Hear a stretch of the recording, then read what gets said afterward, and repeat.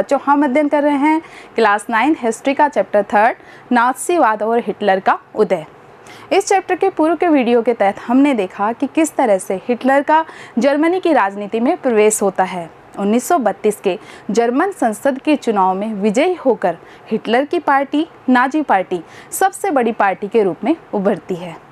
आज के वीडियो में हम अध्ययन करेंगे कि किस तरह से हिटलर जर्मनी के चांसलर बनते हैं, उनके द्वारा कुछ इस तरह के अध्यादेश लाए जाते हैं, कुछ इस तरह के महत्वपूर्ण परिवर्तन किए जाते हैं कि उनको नाम दिया जाता है लोकतंत्र के विध्वंस का, यानी लोकतंत्र की समाप्ति का।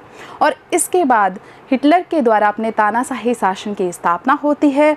अपने तानाशाही शासन के द्वारा किस तरह से हिटलर के द्वारा जर्मनी की राजनीतिक और आर्थिक व्यवस्था का पुनर्निर्माण किया जाता है, उसके बारे में आज हम अध्ययन करेंगे हमारे वीडियो के तहत, जिसका नाम है हिटलर का उदय पार्ट 2। तो चलिए बच्चों शुरू करते हैं। हमने देखा कि 1932 के जर्मन संसद, और क्या नाम था जर्मन संसद का? राइक्सटैग। यहाँ पे ये जर्मन संसद को दिखाया गया है। तो जर्मन संसद के 1932 के जो चुनाव होते हैं उसमें नाजीवादी जो पार्टी होती है वो 37% वोटों के साथ जर्मनी की सबसे बड़ी पार्टी बनती है। और इसी के कारण, क्योंकि सबसे बड़ी पार्टी बनी है, तो सबसे बड़ी पार्टी को ही क्या किया जाता है? अपनी सरकार बनाने के लिए आमंत्रित किया जाता है। तो 30 जनवरी 1933 को राष्ट्रपति हिंडनबर्ग, यहाँ आप देख पा रहे हैं ये उस वक्त जर्मनी के राष्ट्रपति थे। क्या नाम था बच्चों इनका? हिंडनबर्ग, ठीक है। तो राष्ट्रपति हिंडनबर्ग ने हिटलर को चांसलर का पदभार संभालने का क्या दिया? न्योता दिया। अब कंफ्यूज नहीं होना है इसमें, राष्ट्रपति में और चांसलर में। जैसे आज आप भारत में देखते हैं राष्ट्रपति होता है और प्रधानमंत्री होता है।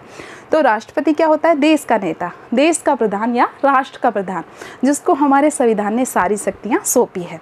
और प्रधानमंत्री क्या होता है? शासन का मुखिया या शासन का प्रधान, जो कि राष्ट्रपति को दी गई शक्तियों को वास्तव में प्रयोग में लेता है।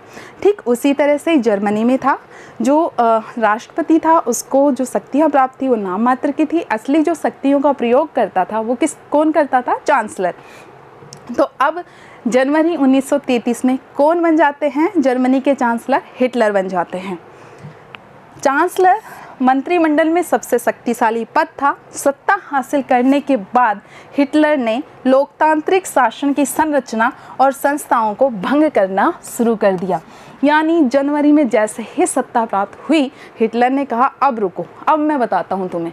और फिर तुरंत बिना रुके फरवरी मार्च इतने निर्णय लिए जल्दी जल्दी कि जो लोकतांत्रिक सरकार थी, लोकतांत्रिक शासन था, वो बिल्कुल नष्ट हो जाता है और तानाशाही शासन की जर्मनी में स्थापना हो जाती है। अब आप एक अच्छा सा क्वेश्चन करेंगे मुझसे कि मैडम अभी तक तो सब लोकतांत्रिक चल रहा था, क्योंकि जैसा कि आपने कहा कि चुनाव में भाग लेती है नाजी पार्टी, हिटलर भाग लेता है, प्रचार किया जाता है और फिर बहुमत हासिल करके सरकार बनाई जाती है, ये चांसलर का पद हासिल किया जाता है।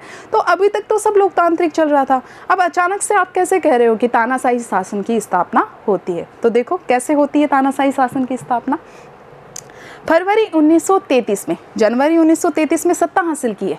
फरवरी 1933 में क्या होता है? एक रहस्यमयी अग्निकांड होता है। इस अग्निकांड के तहत क्या होता है कि जो जर्मनी की संसद होती है ना, राइक्सटैग, इसमें आग लग जाती है। अब कहने को तो ये संदेहास्पद था, लेकिन जब बाद में मामला खुला, मामले की तहकीकात हुई, असल में जो ये आग लगवाई थी नाजी पार्टी नहीं लगवाई थी, हिटलर ने ही लगवाई थी। अब क्वेश्चन ये उठता है कि जब सारी पावर किसके पास है? हिटलर के पास है, नाजी पार्टी के पास है, उनको क्या आवश्यकता हो गई कि वो जर्मन संसद में आग लगवाएं, अग्निकांड जैसा दुस्साहसपूर्ण कार्य करें? तो वो इसलिए क्योंकि जैसा कि मैंने कहा हिटलर ने साम दाम दंड भेद सारी नीति अपनाई। तो वो क्या करना चाह रहे थे? जो विरोधी थे, विरोधी पक्ष थे, चाहे वो कम्युनिस्ट पार्टी हो, चाहे वो उदारवादी हो, इनका सफाया करना चाह रहे थे, जिससे कि सबका सफाया हो जाए और फिर एक दलीय व्यवस्था के तहत वो आराम से तानाशाही शासन, बिना रोक टोक वाला शासन कर सके। तो देखो इस अग्निकांड को, फरवरी 1933 में जर्मनी के संसद भवन में अग्निकांड, रहस्यमय एक अग्निकांड होता है। अब क्या, हिटलर को इसी मौके की तलाश थी। उन्होंने क्या कहा, उन्होंने शक के दायरे में सभी पार्टियों को ले लिया कि देखो जर्मन की संसद पे प्रहार हो गया, जर्मन की राष्ट्रीय अस्मिता पे ये एक प्रकार का प्रहार है। और ऐसा कह करके वो एक अध्यादेश ले आए। क्या नाम था, अग्नि अध्यादेश। कब आया, 28 फरवरी 1933 में आया। अग्नि अध्यादेश या फायर डिक्री। अध्यादेश हम पूर्व में पढ़ चुके हैं कि एक सिंपल लेटर पे लिख करके जो ऑर्डर जारी कर दिया जाता है वो क्या होता है, अध्यादेश, जिसको पारित नहीं करवाया जाता।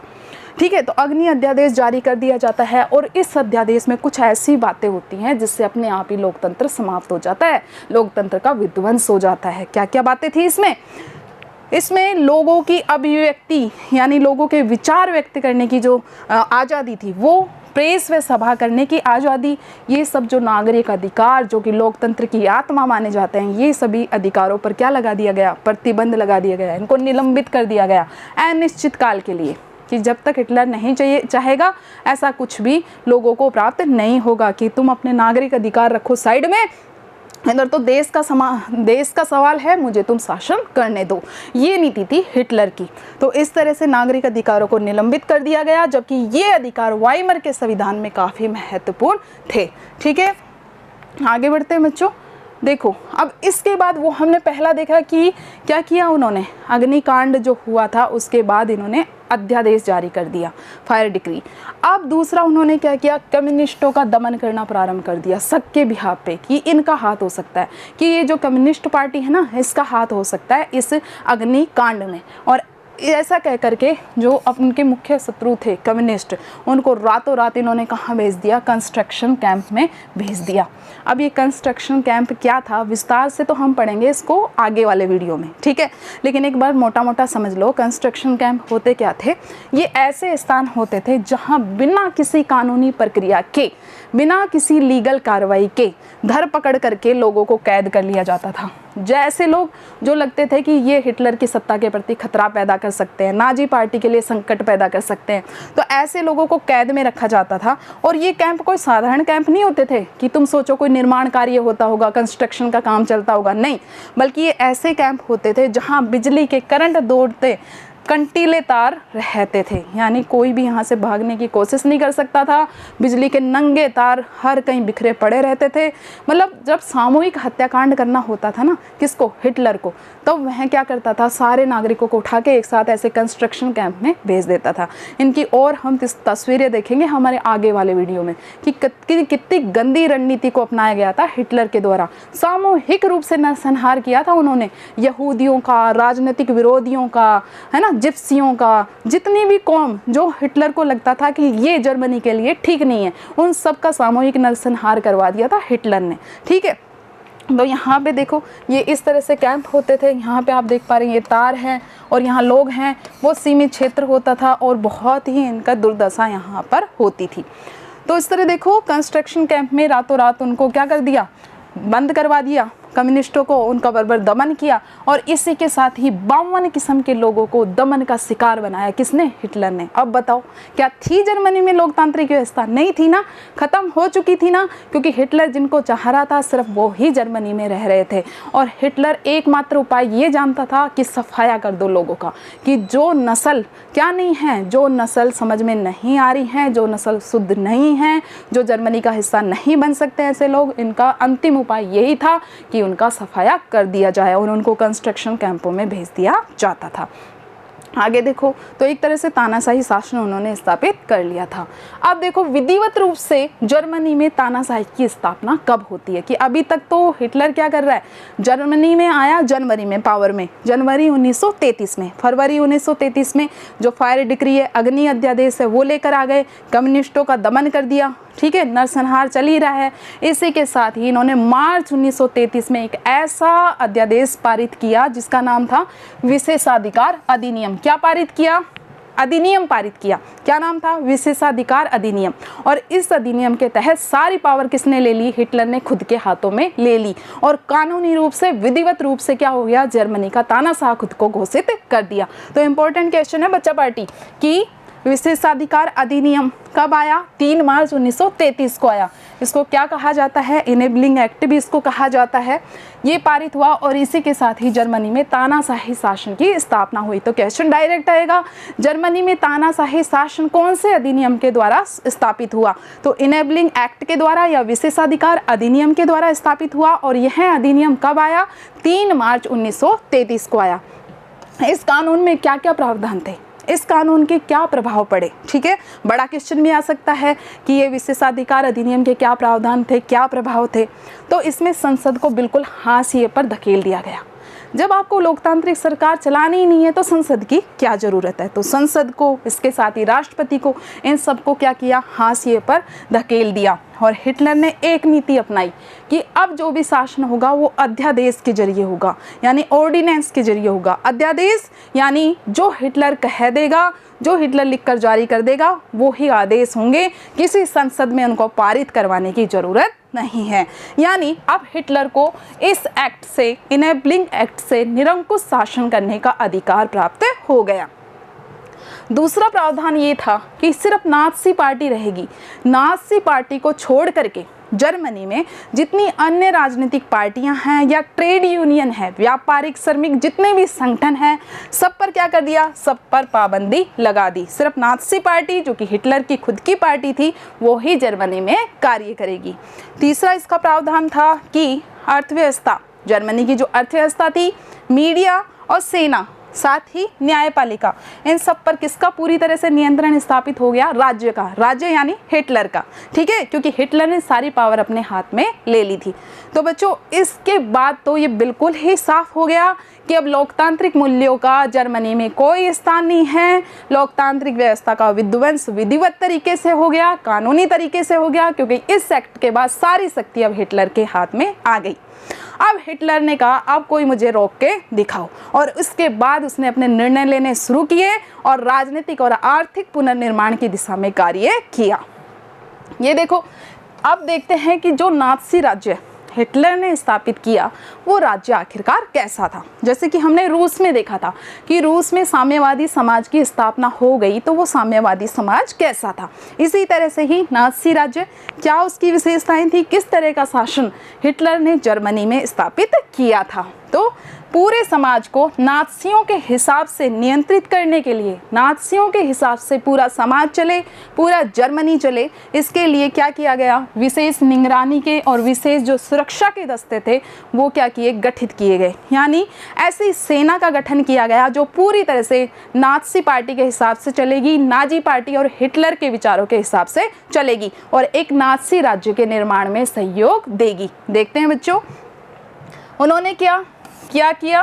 पहले से ही जो मौजूद थी, कौन सी पुलिस? हरी वर्दीधारी पुलिस, साथ ही स्टॉर्म ट्रूपर शॉर्ट फॉर्म में हम देखें उसको तो ऐसे। इसके अलावा गैस्टोपा, और गैस्टोपा क्या था? गुप्तचर पुलिस थी, गुप्तचर राज्य पुलिस।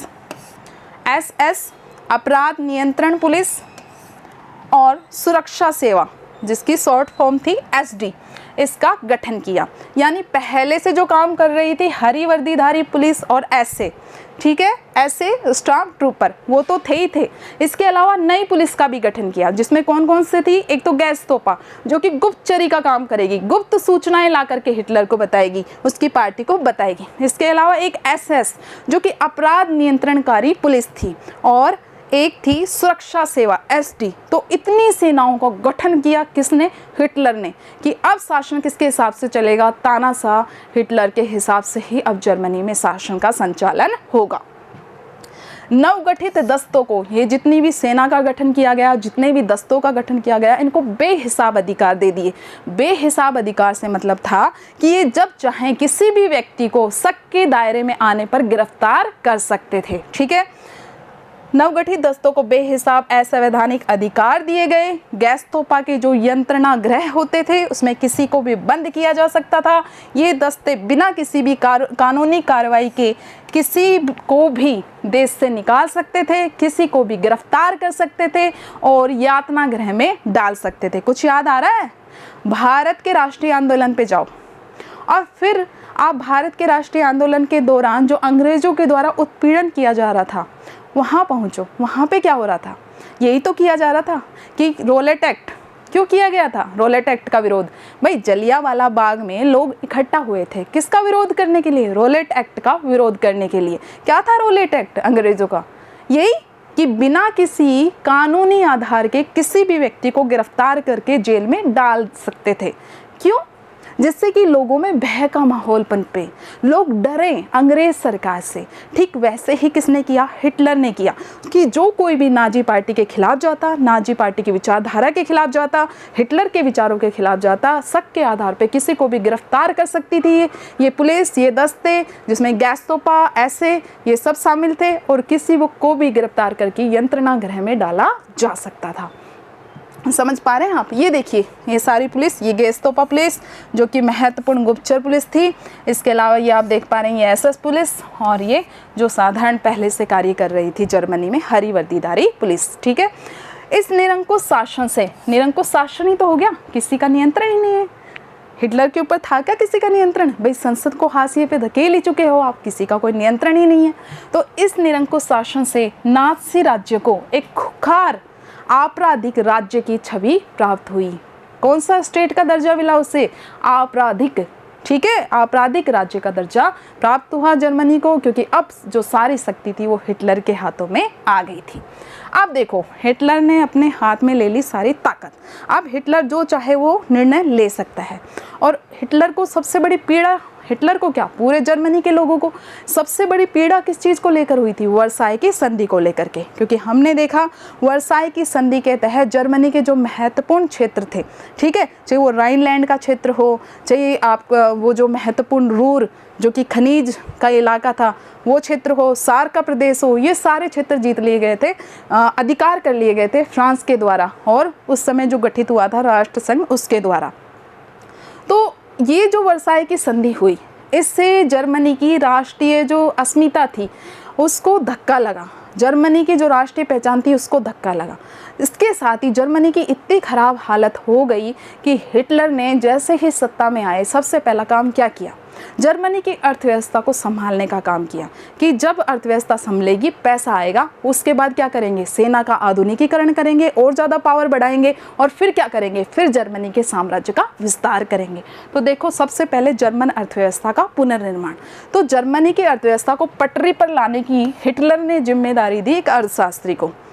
ठीक है, इंपॉर्टेंट क्वेश्चन है, क्यों, कौन थे अर्थशास्त्री, हॉलमार शाक्ट। ठीक है, तो कई बार क्वेश्चन बड़ा आ जाता है, 4 नंबर का भी आ जाता है, 5 नंबर का भी आ जाता है, कि हॉलमार शाक्ट ने किस तरह से जर्मनी के आर्थिक पुनर्निर्माण की सलाह दी। ठीक है, तो इन्होंने, शाक्ट ने क्या किया, एक रोजगार संवर्धन कार्यक्रम चलाया। रोजगार संवर्धन कार्यक्रम क्या होता था कि इसमें सरकारी खर्चा किया जाता था, सरकारी खर्चा कर करके रोजगार के अवसरों को पैदा किया जाता था। जैसे अपने नरेगा में होता है ना, महात्मा गांधी राष्ट्रीय ग्रामीण रोजगार गारंटी योजना, मनरेगा होता है ना, उसमें कि व्यक्तियों को रोजगार उपलब्ध कराए जाते हैं, किसी भी सार्वजनिक संपत्ति का निर्माण किया जाता है, जैसे कि तालाब खुदवा लिए जाते हैं, कोई सार्वजनिक कोई भी निर्माण कार्य जो कि सरकारी पैसे से होता है, उससे 2 लाभ होते हैं, मजदूरों को रोजगार भी प्राप्त हो जाता है, साथ में जो सार्वजनिक संपत्ति है उसका भी निर्माण हो जाता है। तो ठीक वैसे ही हॉलमार शाक्ट ने जर्मनी की अर्थव्यवस्था के पुनर्निर्माण के लिए एक योजना बताई, योजना उन्होंने जारी की, जिसका नाम था रोजगार संवर्धन कार्यक्रम। और इसमें सरकारी व्यय के जरिए 100% 100% उत्पादन और रोजगार का क्या रखा गया, लक्ष्य रखा गया। इसी के साथ ही दूसरा उन्होंने किया, जर्मन सुपर हाईवे का क्या किया, निर्माण किया। यानी हम जब कहते हैं अर्थव्यवस्था की, जब हम बात करते हैं तो अर्थव्यवस्था के आधार क्या क्या होते हैं, यही तो होते हैं, परिवहन की सुविधा, संचार की सुविधा, ये उसको मजबूती प्रदान करते हैं। तो इसी तरह से जर्मन में सुपर हाईवे का निर्माण किया गया, रोजगार के अवसर भी उससे पैदा हुए। ठीक है, क्योंकि लोग मजदूर लगे, उनको रोजगार प्राप्त हुआ, तब ये हाईवे का निर्माण हुआ। और इसी के साथ ही जर्मन की जो अर्थव्यवस्था थी उसको भी इससे गति मिली। इसके साथ ही फोक्सवैगन कार का निर्माण हुआ, क्योंकि इस कार का निर्माण इसलिए किया गया था जिससे कि इस कार का निर्यात किया जाएगा तो जर्मनी में क्या होगा, पैसे का आगमन होगा। तो कुछ योजनाएं थी, जर्मन सुपर हाईवे का निर्माण, फोक्सवैगन कार जिसे कि आम जनता की कार कहा गया। ये आप देख पा रहे हैं, यहाँ पे हॉलमार शाक्ट है जिनको जर्मनी की अर्थव्यवस्था के पुनर्निर्माण की जिम्मेदारी दी थी हिटलर ने। ठीक है बच्चा। अब आगे देखो, हिटलर ने राजनीतिक पुनर्निर्माण कैसे किया, यानी जिस जर्मनी को क्या कर दिया गया था, छत विछत कर दिया गया था, उसके अंग छीन लिए गए थे, उसके हिस्से उससे अलग कर दिए गए थे, उन हिस्सों को हिटलर ने कैसे वापस लिया, क्या उसने विदेश नीति अपनाई, दूसरे देशों के प्रति कैसी नीति हिटलर ने अपनाई। तो विदेश नीति के मोर्चे पर हिटलर को तुरंत सफलता मिली। सबसे पहला काम उन्होंने किया 1933 में जो लीग ऑफ नेशंस गठित किया गया था, जो राष्ट्रों का समूह गठित किया गया था, सबसे पहले ये उससे बाहर निकले जिससे कि इनके ऊपर कोई रोका टोकी हो ही ना अंतर्राष्ट्रीय स्तर पे। तो 1933 में इन्होंने लीग ऑफ नेशंस की सदस्यता से जर्मनी को बाहर किया। 1936 में इन्होंने राइनलैंड पर दोबारा कब्जा किया। जब हम जर्मनी देख रहे थे, जब हमने देखा था कि कौन कौन से हिस्से उनके लिए, ये देखिए मैं थोड़ा जूम कर लेती हूँ, यहाँ पे आप देख पा रहे हैं ये है जर्मनी, मानचित्र में ये जर्मनी। तो यहाँ पे जो राइनलैंड का क्षेत्र था, जिसे किसने, ये फ्रांस की सीमा है, यहाँ पे ये है हमारा फ्रांस। तो ये जो फ्रांस की सीमा है, तो फ्रांस ने कब्जा कर लिया था राइनलैंड प्रदेश का, जर्मनी का। तो ये प्रदेश अब क्या किया इन्होंने, ये अपना क्षेत्र, राइनलैंड का क्षेत्र इन्होंने अब वापस ले लिया, किसने, जर्मनी ने। इसी के साथ ही चेकोस्लोवाकिया के कब्जे वाला जो प्रांत था, सुडेनलैंड प्रांत, उस पर भी इन्होंने कब्जा कर लिया और फिर धीरे धीरे पूरे चेकोस्लोवाकिया को हड़प लिया। ये आप देख पा रहे हैं यहाँ पे, ये है चेकोस्लोवाकिया। तो इसको भी किसने अपने नियंत्रण में ले लिया, हिटलर ने, जर्मनी ने अपने नियंत्रण में ले लिया। चेकोस्लोवाकिया के क्षेत्र को जर्मनी के क्षेत्र के अंतर्गत मिला लिया। इसी के साथ ही उन्होंने एक नारा दिया, कौन सा नारा दिया, एक जन, एक साम्राज्य और एक नेता। और इस नारे के साथ ऑस्ट्रिया को भी जर्मनी में मिला लिया। देखा था ना हमने कि ऑस्ट्रिया में जन्म हुआ था, ये देखो इस मैप में दिखा रखा है, ऑस्ट्रिया को जर्मनी के अंदर ही दिखा रखा है। तो ऑस्ट्रिया में जन्मे हिटलर, और उनको बड़ी खुशी इसी चीज़ को लेकर हुई जब उन्होंने ऑस्ट्रिया को किसके अंदर एकीकृत किया, जर्मनी के अंदर। और क्या तर्क दिया इसके पक्ष में कि जर्मनी और ऑस्ट्रिया की सभ्यता संस्कृति तो एक जैसी हैं, तो एक जन, एक जैसी जनता, एक साम्राज्य में संगठित और एक ही नेता, और नेता कौन, हिटलर। तो ऐसा कह करके ऐसा उन्होंने राजनीतिक पुनर्निर्माण किया। हमने देखा ऑस्ट्रिया को मिलाया, चेकोस्लोवाकिया को मिलाया, इसके अलावा अपना जो राइनलैंड प्रांत था वो भी वापस ले लिया। इसी के साथ ही हिटलर की जो ये आक्रामक विदेश नीति थी, इसका अगर हम देखें कि विश्व समुदाय की क्या प्रतिक्रिया थी इस पर, तो इंग्लैंड ने बिल्कुल उदासीनता रख रखी थी। इंग्लैंड तो बोल ही नहीं रहा था, जो जर्मनी कर रहा था, राइनलैंड का क्षेत्र वापस ले रहा है, ऑस्ट्रिया को उसने मिला लिया है अपने साम्राज्य के अंदर, राइनलैंड का जो क्षेत्र था वो तो लिया ही लिया, इसके अलावा चेकोस्लोवाकिया के क्षेत्र को भी मिला लिया है। तो इसमें इंग्लैंड का एक तरह से खामोश समर्थन था। क्यों था, क्योंकि इंग्लैंड को लगता था कि कहीं ना कहीं क्या हुआ है, वर्साई की संधि के नाम पर जर्मनी के साथ क्या हुआ है, बहुत बड़ी नाइंसाफ़ी हुई है। आई बात बच्चा समझ में। और इसी तरह से फिर देखना, अभी तो ये राजनीतिक पुनर्निर्माण शुरू ही किया था हिटलर ने, और फिर इनकी साम्राज्यवादी महत्वाकांक्षा इतनी ज़्यादा बढ़ती चली जाएंगी। बार बार बता चुकी हूँ कि जर्मनी को क्या करना चाहते थे, विश्व की महाशक्ति बनाना चाहते थे, पूरे यूरोप को अपने कब्जे में करना चाहते थे। और यही जो इनकी साम्राज्यवादी महत्वाकांक्षा है, यही हिटलर के पतन का मार्ग प्रशस्त करेगी। क्योंकि जब हिटलर करते हैं पोलैंड पर आक्रमण, ये देख पा रहे हैं आप यहाँ, ये पोलैंड है। जब हिटलर 1 सितंबर 1939 को पोलैंड पर आक्रमण करते हैं, इसी के साथ द्वितीय विश्व युद्ध प्रारंभ हो जाता है। और ये जो और शक्तियाँ आप देख रहे हो, फ्रांस, ब्रिटेन, ये सब इस युद्ध में कूद जाती हैं, 2 गुट बन जाते हैं। और फिर द्वितीय विश्व युद्ध का परिणाम ये निकलता है कि हिटलर की क्या होती है, हार होती है। तो बच्चों, आशा करती हूँ कि आज की वीडियो में आपको अच्छे से समझ में आया होगा कि किस तरह से हिटलर जर्मनी में अपने तानाशाही शासन की स्थापना करते हैं। आगे के वीडियो में हम अध्ययन करेंगे कि हिटलर के द्वारा किस तरह से जातीय श्रेष्ठता के नाम पर यहूदियों के ऊपर अत्याचार किया जाता है। धन्यवाद।